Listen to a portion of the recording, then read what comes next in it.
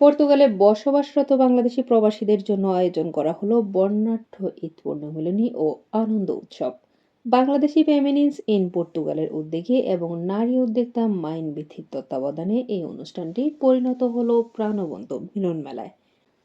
প্রধান অতিথি ছিলেন কমিউনিটির নেতা রানা তসলিম উদ্দিন, উপস্থিত ছিলেন পর্তুগাল বাংলা প্রেস ক্লাবের সভাপতি রাসেল আহমেদ, সাধারণ সম্পাদক শহীদ আহমদ প্রিন্স এবং সাংগঠনিক সম্পাদক হাফিজাল আসাদ সহ অন্যান্য অতিথিবৃন্দ।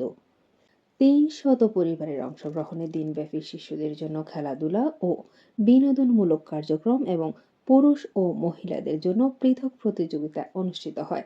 বিজয়ীদের পুরস্কার বিতরণ উৎসবের আনন্দকে আরো বাড়িয়ে তোলে।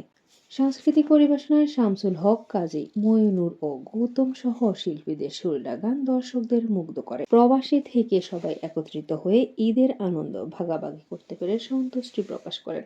আয়োজকরা জানান, ভবিষ্যতেও এই ধরনের আয়োজন প্রবাসী বাংলাদেশিদের মধ্যে সামাজিক ও সাংস্কৃতিক বন্ধন আরো দৃঢ় করবে। অর্পিত অশ্রু, পর্তুগাল।